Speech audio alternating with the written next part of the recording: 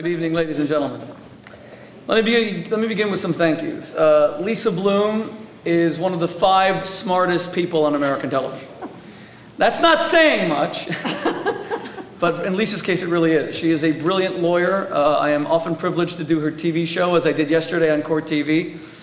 She is one of the most sought-after television guests in the United States. And this is the second panel discussion she's done for us. The first time she was on the panel, she made all of us look stupid, so we've made her the moderator this time. So Lisa, thank you very much for joining us. Marianne Williamson really is one of America's greatest spiritual teachers. She is world-renowned. She has a cult following in the tens of millions. I first met Marianne, I don't know if she even remembers this, when she and I were in a discussion stroke debate on the Larry King Show many years ago. I didn't know if we'd ever meet in person, and then we became colleagues at Oprah and friends. And Marianne is doing tonight's lecture pro bono. She's doing it out of the goodness of her heart, her friendship to me, and we're very grateful to have you. Thank you very, very much. And I also just want to acknowledge, Irshad Manji is here. Hello, Irshad. You want to say hello to everybody? Hi, everybody. Okay. Irshad Manji is an Islamic woman who is a brilliant author, world-renowned activist, one of the most courageous women I know. She heads the Moral Courage Project at New York University. And she and I often do panel discussions together, including this morning on CNN, which will air on Saturday night. Okay? She was the good-looking one, if you mistaken the two of us. There's a lot of other very special people here, and I thank you all for being here for the launch of the Kosher Sutra.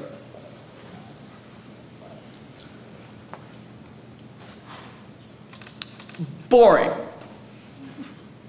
That's what our life has become. Our life is so boring that married couples have one night a week to go out on a date, and 90% of them go to see a movie. You haven't spoken to each other the whole week except for practical matters like dry cleaning and after-school pickups.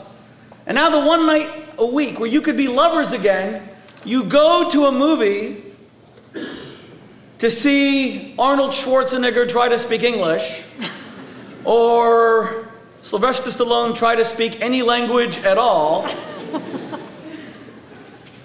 because you have nothing to say to each other. And if you were to go to a hotel lobby for a drink, the silence would be deafening and it would expose a crisis in the relationship. Better to ignore the crisis and have Hollywood fiction fill the empty spaces. Our sex lives are so dormant. Our relationships are so unerotic that, I kid you not, in a study published just 4 weeks ago, it received international coverage, a study by Intel, the Intel Corporation. You may have seen this. 80% of American housewives said that given a choice between giving up 2 weeks of the internet and 2 weeks of sex with their husbands, it wasn't even close. They could not live without the internet. 1 out of 3 American marriages are entirely platonic. We're talking couples 40 years and younger, 40 years old and younger. 1 out of 3 marriages are entirely sexless. I began to discover this in Shalom with Home. We were astonished.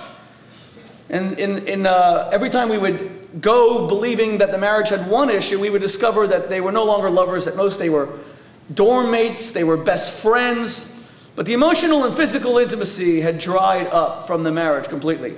As for those who are still having sex, the national average for married couples is once a week for 7 minutes at a time. I kid you not.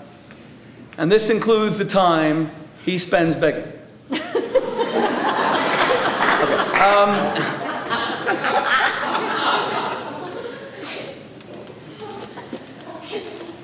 When I lived in England, when English men, when I would quote the statistic, once a week, 7 minutes at a time, they'd look at me and say, these American men, oh my God, 7 minutes, who are they, Superman? Is every American male on a Viagra drip? So it's not much better in other countries. How can we have a culture where sexuality suffuses our television shows, our TV commercials, our football games, and yet the only place it seems absent is the place you would expect it most, in the American bedroom? And it's not just a question about sex. Because if things don't work well in the bedroom, they don't work well in the living room either. When a couple loses the romantic spark, when desire becomes absent from a relationship, when the erotic attraction of men and women is completely lost, what you get are really bad relationships. A man who no longer desires a woman, she becomes a burden to him. She becomes a weight. When a woman ceases to be desirous of her husband, he's nothing but a nuisance. Everything he says irritates her. How could you possibly have romance?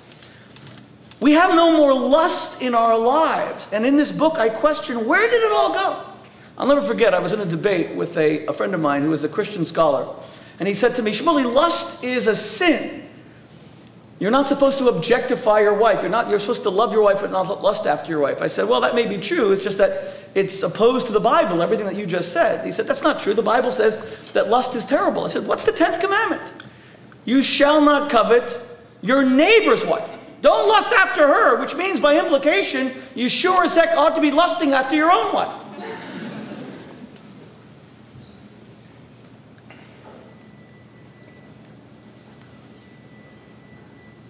Americans are so bored of their lives that they live on through impulse purchases. The shopping mall has become our one erotic outlet.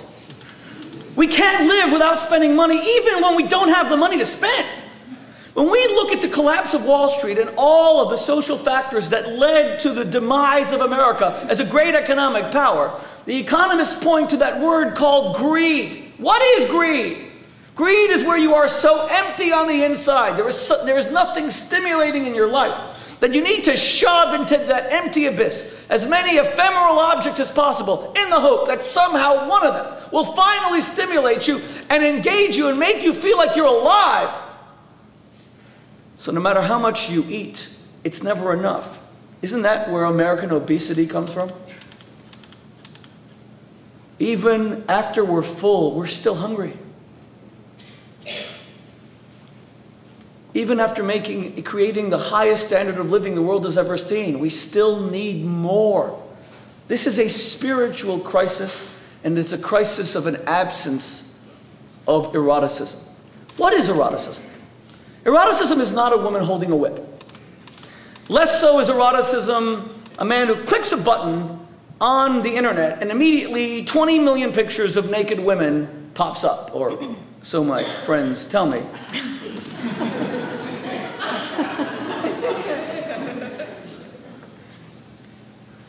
Eroticism is an electric curiosity for life. Eroticism is where all of life becomes magnetic. Eroticism is when you sit next to someone and they begin to speak, and you are magnetically drawn to their story. Life engages you. Eroticism is the very opposite of boredom. Eroticism is where you penetrate the surface. You scratch away the outer layers, and the essence is exposed. There are conditions that create erotic attraction, both between men and women and within life itself.